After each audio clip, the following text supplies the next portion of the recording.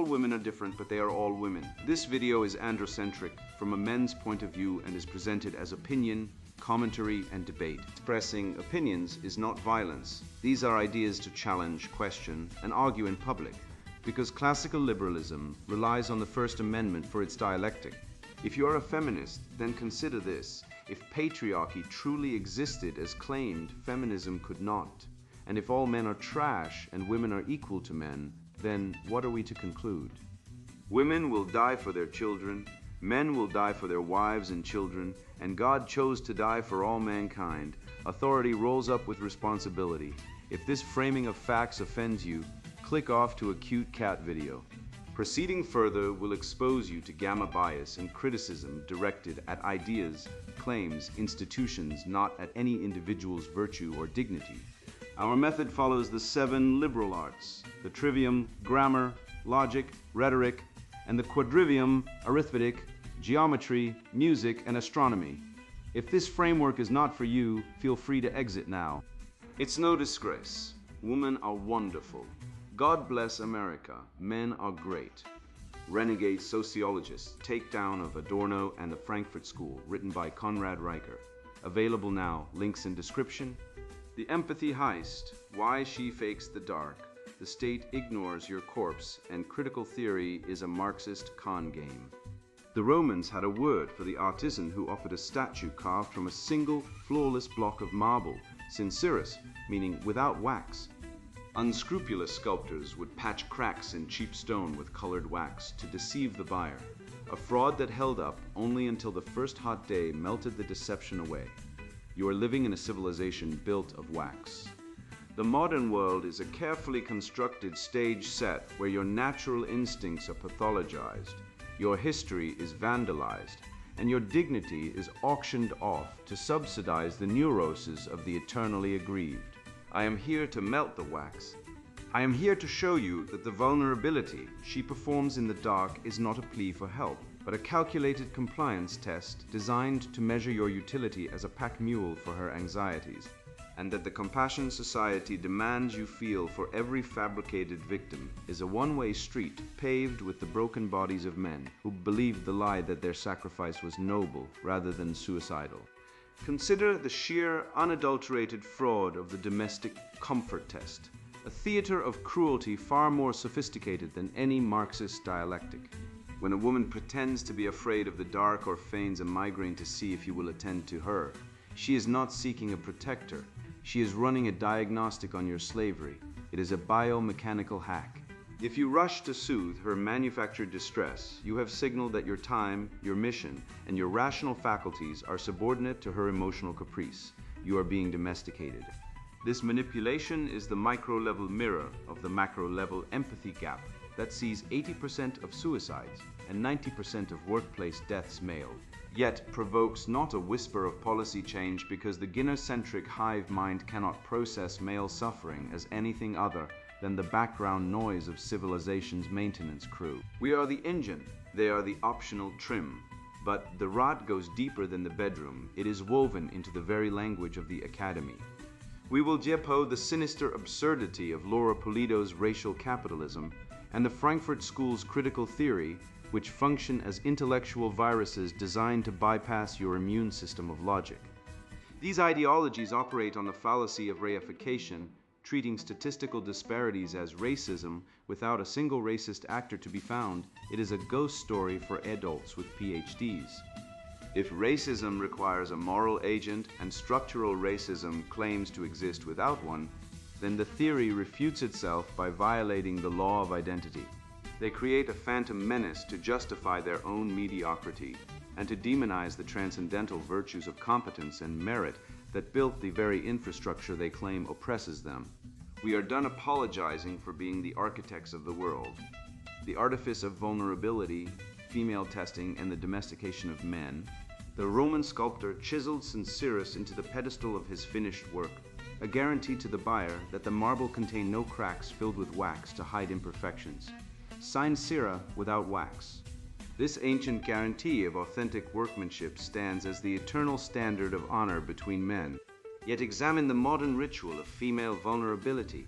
and you will find nothing but wax, a theatrical production of manufactured distress designed not to forge genuine connection, but to assess your compliance, probe your resources, and catalog your manipulability. The woman who clutches your arm and confesses her deepest fears is not offering you her heart. She is handing you a test you did not agree to take, graded by criteria she will never reveal, in a courtroom where she serves as judge, jury, and executioner.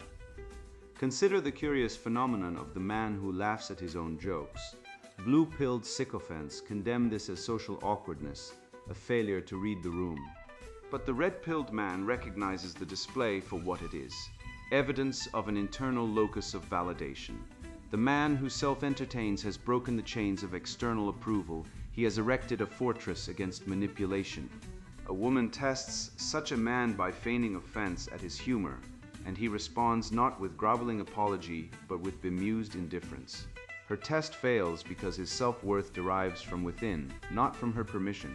This is precisely why such men are targeted for destruction by the gynocentric order. They cannot be domesticated through the standard arsenal of shame and approval withdrawal.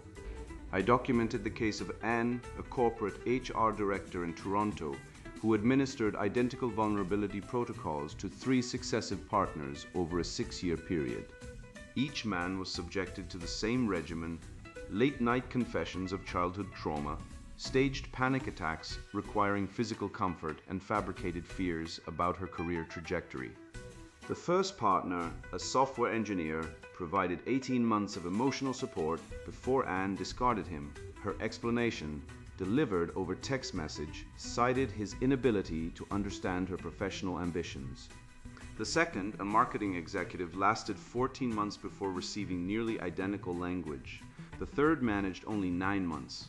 My investigation revealed the pattern. Each man provided comfort, but none accelerated her career. The vulnerability was never genuine. It was a resource extraction audit. When the emotional labor failed to yield professional advancement, she liquidated the asset and acquired a new specimen.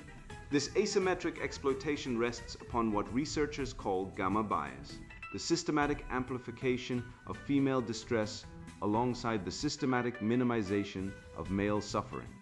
The woman who stages a vulnerability test commands the full theater of male concern. Her discomfort becomes his emergency. Meanwhile, the man's exhaustion, his sacrifices, his suppressed despair, these vanish into the void of social invisibility. Family court statistics lay bare this grotesque asymmetry. 70% of divorces initiated by women, 80% of custody awarded to mothers, suicide rates among divorced men 4 times higher than their married counterparts. The vulnerability racket operates one way only. Her feelings are monuments, his are debris. The framing fallacy embedded in these tests ensures that no man can win. Consider, the woman controls both the stimulus and the evaluation criteria. She presents fabricated distress. The stimulus then judges your response according to standards she invents and revises at will. If you offer comfort, she may deem you smothering or patronizing. If you offer solutions, she accuses you of invalidating her feelings. If you express confusion about what she needs, she condemns you for emotional illiteracy. The house always wins. This is not communication, it is entrapment. By what rational standard can a man succeed when the referee has rigged the game before he steps onto the field? The evolutionary psychology behind pretending to be afraid of the dark reveals the cold machinery at work. Our female ancestors deployed distress signals to assess male willingness to provide protection, a reasonable adaptation in environments where physical security determined survival. But the modern woman who claims terror of shadows in her climate-controlled apartment, her neighborhood statistically safer than any point in human history, is not expressing genuine fear. She is conducting a compliance audit. Your willingness to abandon sleep, to race across town, to manufacture reassurance for a fabrication. This measures your extractability. The dark is not her enemy, your boundaries are. Schopenhauer observed that women exist in a state of perpetual dependence, necessitating manipulation as survival strategy. He wrote, "Women are directly adapted to act as the nurses and educators of our early childhood, for the simple reason that they themselves are childish, foolish, and short-sighted." The philosopher recognized what modern feminists frantically suppress, that manipulation is not a bug in the female operating system, but a feature. The rhetoric of empowerment and independence coexists seamlessly with the ancient tactics of tear-streak manipulation and strategic helplessness. She demands equality while weaponizing weakness. She insists upon autonomy while outsourcing her emotional regulation to you. The red-pilled man recognizes these tests instantly and refuses to participate in the deception economy. His response to fabricated vulnerability is simple. I do not negotiate with emotional terrorists. He establishes explicit contracts of reciprocal honesty. You will communicate your needs directly, or you will not communicate them at all. He understands that a relationship built on theatrical distress and compliance audits is not a relationship, but a hostage situation.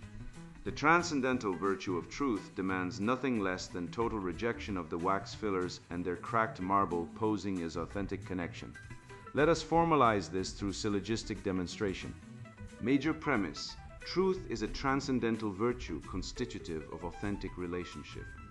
Minor premise: vulnerability tests require deception by definition.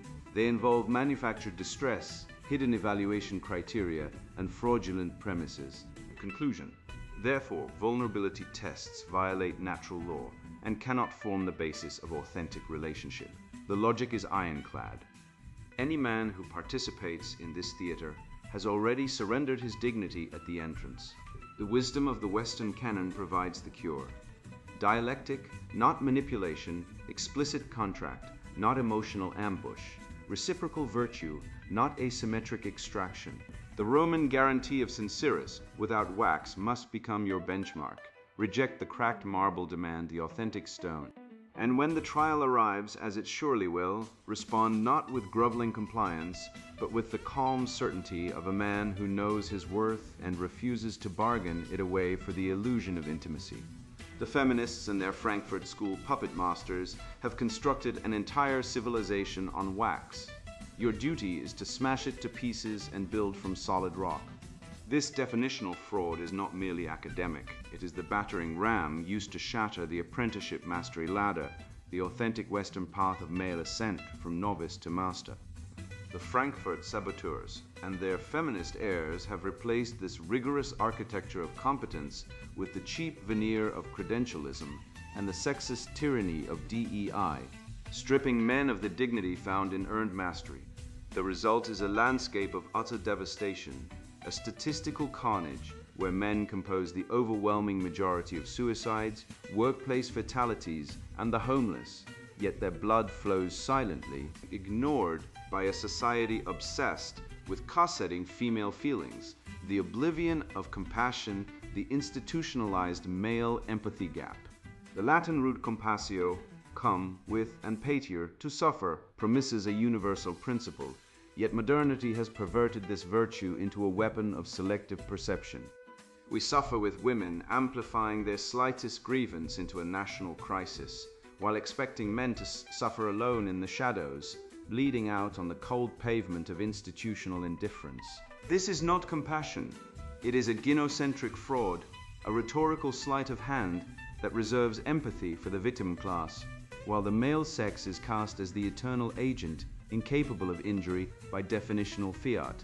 Consider the apprenticeship mastery ladder, the esteemed framework of Western society that historically converted untamed youths into capable, honorable men via the disciplines of technique and applied action. This framework has been methodically deconstructed by the corrosiveness of credentialism and the illogical demands of DEI, which value biological attributes over skill. Through the feminization of schooling, society has not uplifted women, but has instead devalued the masculine route to self-worth, swapping the master craftsman for the mid-tier administrator and the stoic novice for the complaining activist. The outcome is a culture forfeiting its capacity to construct, sustain, or protect itself, exchanging the grandeur of the cathedral for the degradation of the safe space. The statistical carnage is undeniable, a mountain of bodies ignored by a culture addicted to the lie of female oppression. Men constitute nearly 80% of suicides, 85% of workplace deaths, 90% of the homeless, and 99% of military casualties, figures that would trigger a planetary emergency if the sexes were reversed. Yet these numbers provoke zero institutional response. They are the background noise of a society that views male suffering as a utilitarian necessity. When a woman hurts, it is a tragedy. When a man dies, it is a statistic, or worse, a punchline. Take the tragic case of Thomas Ball, a Desert Storm veteran who self-immolated on the steps of a New Hampshire courthouse in 2011 after being eviscerated by the family court industry. An act of ultimate protest that was completely ignored by the national media. Contrast this deafening silence with the months-long media circus that erupts whenever a single woman levies an uncorroborated accusation against a prominent man. Ball's fiery death, a desperate plea for justice from a system designed to destroy him, was deemed unworthy of comment because it shattered the narrative of male privilege. He was a victim of the androcide protocol, structural indifference weaponized against the disposable sex.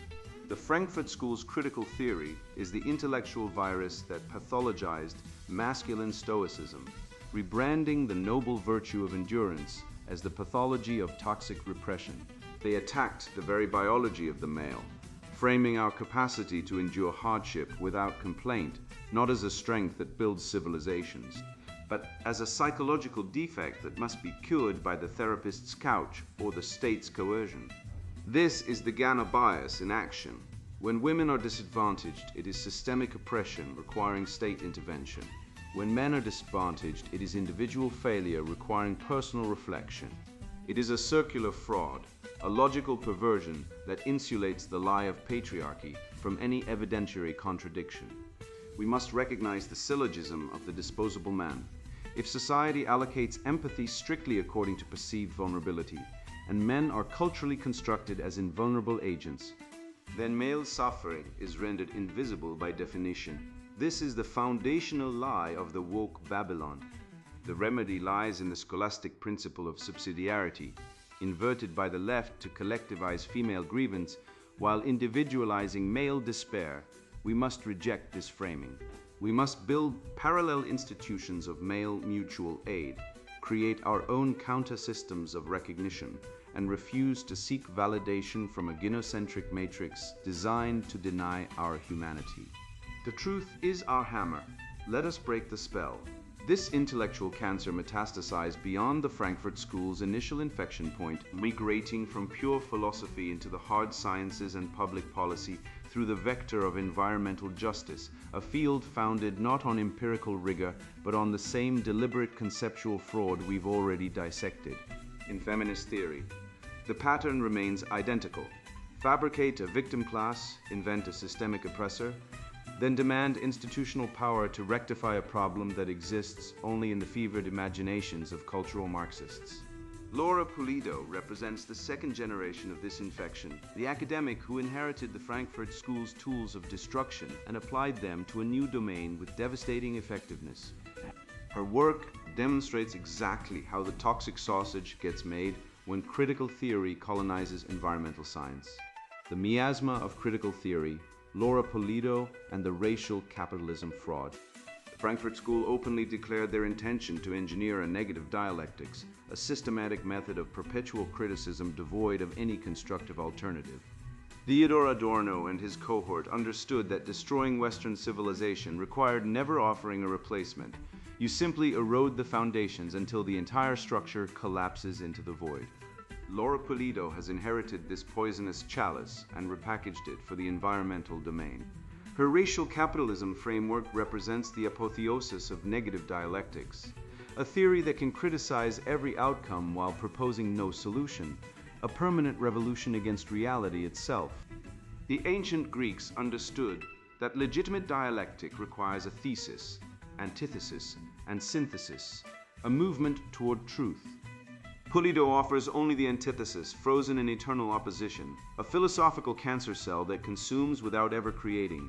Consider the intellectual fraud at the heart of Pulido's central claim. The term racism derives from race plus the suffix ism, denoting a belief system or doctrine concerning race. By definition, racism requires a believer, a conscious agent who holds racist beliefs and acts upon them. Yet Pulido's structural racism posits racism without racists, a belief system without believers. This commits the fallacy of reification, treating an abstract statistical pattern as if it possessed intentionality and moral agency.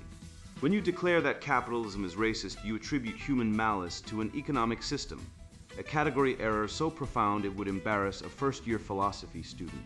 But critical theory long ago abandoned philosophy for sophistry, preferring rhetorical weapons to logical tools. The Mott and Bailey strategy Pulido employs deserves systematic exposure. She advances the indefensible claim that capitalism itself constitutes racism, that voluntary exchange is inherently white supremacist, and when challenged, retreats to the defensible moat. That pollution disproportionately affects minority communities. Who could deny this observable pattern? Yet, having secured agreement on the moat, she immediately leaps back to the Bailey, claiming victory for her radical critique of capitalism itself. This is intellectual three-card monte, a shell game designed to launder Marxist ideology through legitimate environmental concerns. The philosopher Aristotle identified sophists as those who make the worse argument appear the better. Pulido has elevated this to an academic discipline. The founding myth of environmental racism deserves autopsy.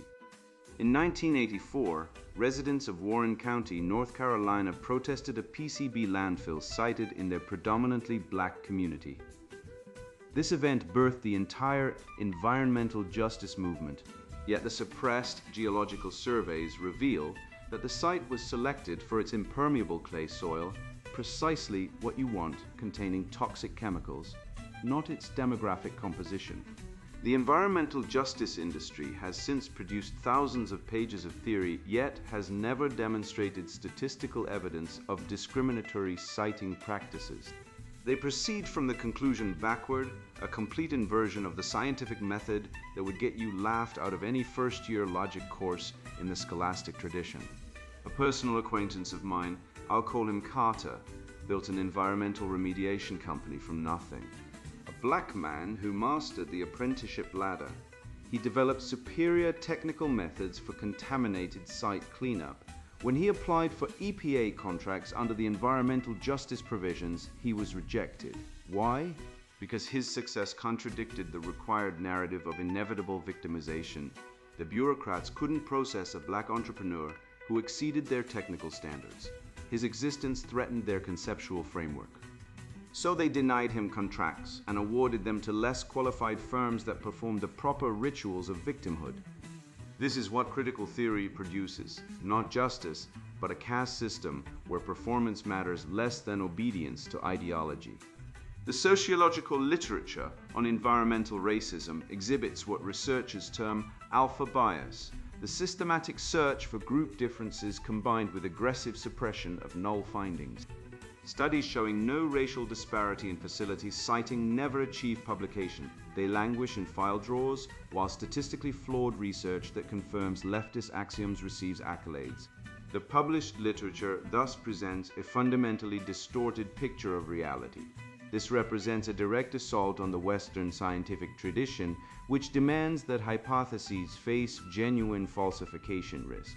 The medieval scholastics who reasoned backward from established doctrine were intellectual saints compared to modern sociologists who bury contrary evidence to preserve their sacred conclusions.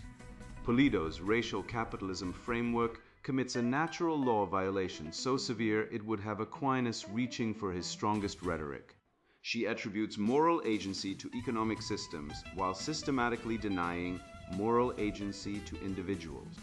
In her conceptual universe, a black entrepreneur who creates wealth through voluntary exchange is a victim of structural forces he cannot control, while abstract capitalism bears moral responsibility for outcomes no individual intended. This inverts the entire Western ethical tradition, which locates moral responsibility in the individual soul capable of reason and free choice.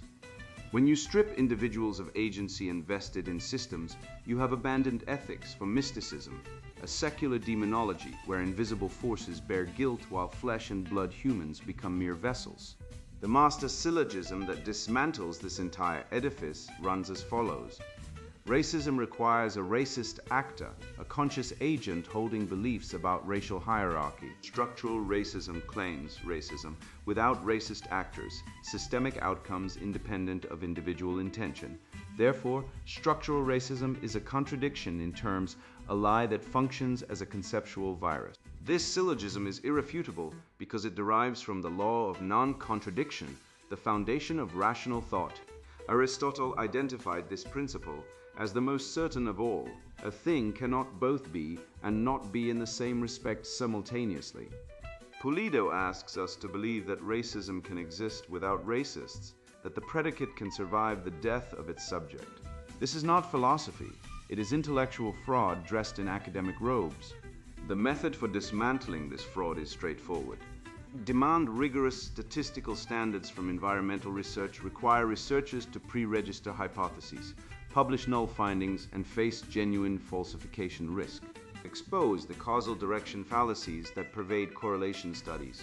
Proximity to pollution does not prove discriminatory intent when income levels, industrial zoning patterns, and historical development sequences provide complete explanations. Refuse to grant moral authority to frameworks built on conceptual fraud. When someone invokes environmental racism, demand specifics. Who held racist beliefs? What evidence demonstrates discriminatory intent? When did the alleged conspiracy occur?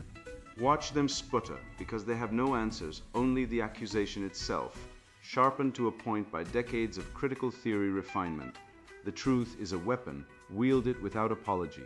I have eviscerated the Frankfurt School's dialectical garbage, proving their structural racism a logical impossibility that exists only in the minds of professional victims and the tenure-tracked parasites who feed them. Yet identifying the cancer is merely the diagnosis. The masculine imperative is the cure. We must cease our autopsy of their rot and turn our hands to the masonry of a civilization that rejects their feminine deceits. The Phoenix Protocol, redeeming the transcendentals and smashing the Babylon. The aboriginal lie of the modern age is that order emerges from the chaos of egalitarian feelings. It does not. Order is engineered by men who respect the laws of physics and the laws of logic. Consider the Phoenix Protocol not as a metaphor but as a battle plan to resurrect Western civilization from the ash heap of history. We begin with the architecture of power, the mixed constitution. The ancients knew that a single power center is a target for parasites. By distributing authority across the monarchy, the decisive executive, the aristocracy, the wise senate, and the democracy, the spirited assembly, we create a system of checks that functions like a political immune system. This is subsidiarity in action, solving problems at the lowest possible level, closest to the man on the ground. The Frankfurt School demons and their woke progeny abhor this distribution because they cannot capture 1,000 independent citadels as easily as they capture a monolithic bureaucracy. They demand centralization because centralization is the mechanism of their parasitism. Before the state became the sugar daddy of the sterile, men built civilization through civil society associations. Look at the medieval guilds or the Victorian-friendly societies, organic networks of masculine cooperation, where a man's worth was determined by his competence, not his compliance with diversity mandates. These were the incubators of the apprenticeship mastery ladder, a rigorous hierarchy of skill transmission that took a boy and forged him into a master. The welfare state, that feminine beast of burden, funded by the confiscated wages of beta providers, systematically dismantled these associations to create dependency. Why join a mutual aid society when the government will tax your neighbor to subsidize your mistakes? This is the atomization of the masculine spirit. We restore the West not by voting harder, but by rebuilding these parallel structures of competence, guilds of the mind and body that the equity commissars cannot penetrate, because they possess neither the skill nor the discipline to operate them. But to operate in this world, you need a cognitive immune system, and that is the trivium: grammar, logic, and rhetoric. Grammar is the gathering of facts. Logic is the processing of facts into truth. Rhetoric is the transmission of that truth. Modern education is a deliberate inversion of this method. It bypasses grammar and logic to inject rhetoric directly, telling you what to think. Diversity is our strength, without the tools to analyze if it is true. This is how they manufacture the authoritarian personality. The Frankfurt School's ultimate weapon was pathologizing masculine virtue as proto-fascism. They claimed that a man who respects hierarchy, holds to tradition, and loves his own family is mentally ill. This is pure psychological projection. The true totalitarians are the ones who demand you deny the reality of your own eyes to validate their delusions. They pathologize strength because they are weak. They pathologize truth because they are liars. We must name the demons to cast them out. Look at the apparatus of control. The grievance studies departments churning out fraudulent data to justify anti-white hatred. The DEI commissariats acting as a secular priesthood for the religion of victimhood. The Title IX kangaroo courts where due process is murdered and the presumption of innocence is sacrificed on the altar of believe all women. These are not institutions of justice. They are mechanisms of predation. Consider the family court tribunals where a man's children are held hostage to finance the lifestyle of an ex-wife who likely initiated the divorce. Women initiate nearly 80% of them. This is the genocentrism that Schopenhauer warned us about, a biological imperative weaponized by the state to enslave men. The cuckoldry of the West is literal and metaphysical. You are forced to raise the offspring of another, whether that is a stepchild or the monstrous ideology of Marxism itself. The restoration requires a total rejection of these frameworks. We employ the restoration syllogism.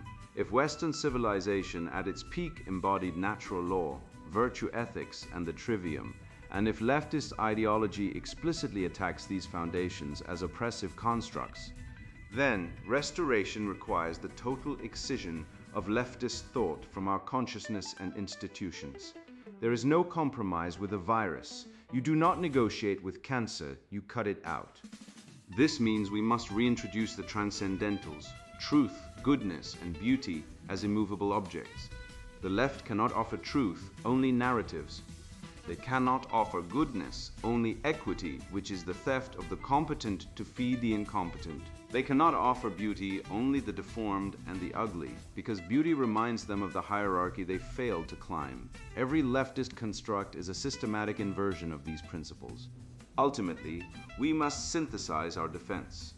The domestication tests of evolutionary biology, the empathy gap that makes society blind to male suffering, and the critical theory frauds of the academy constitute a single, coordinated assault. It is a unified theory of feminized deception. The solution is to stop granting moral standing to frameworks built on lies. Do not apologize, do not explain. Speak the truth with the force of a sledgehammer. Build your guilds, master your crafts, and treat the institutions of the Babylonian woke empire with the contempt they deserve. The phoenix rises only when the fire has burned away the deadwood. Burn the lies, and from the heat of that friction, a new civilization will be forged in steel and iron. You have walked through fire to get here. You have been baptized in the radioactive sludge of critical theory. Your masculinity pathologized, your virtues recast as vices. Your ancestors spat upon by mediocrities who could not sharpen a pencil without a committee. You now possess what the Ginarchs and their simpering eunuchs fear above all else: the clarity of the syllogism, the etymological skeleton key, the living logos. Consider the fraud of Pulido's environmental racism, a theory that posits racism without racists. Presto, the leftist rabbit out of the hat. Apply this to the family courts, where the best interests of the child is a mask for the state-enforced wealth transfer from men to women, justified by the same phantom structural sin you now see the apparatus hold. This knowledge is your armor. You understand that pretending to be vulnerable is a shit test, an evolutionary compliance check, not a cry for help but a probe for weakness. You see the institutionalized empathy gap for what it is, the gynocentric default setting that values female comfort over male lives. This is not resentment. It is the removal of the beam from your own eye so you can see clearly enough to remove the mote from your brother's. The truth is a hard master but a faithful one. It will not tell you that you are a victim. It will show you that you are a targeted agent, a dangerous man capable of reason, virtue, and the defense of the good, the true, and the beautiful. It will show you that you are a sovereign locus of creative power, the Frankfurt School and its festering progeny, all the critical theories, the DEI diktats, the gender ideology are symptoms of a decadent elite class that loathes the very civilization that gave them the leisure to be miserable. They are not the future.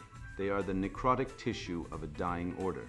They have no logos, only a million microaggression inquiries and a commissar for every thought crime.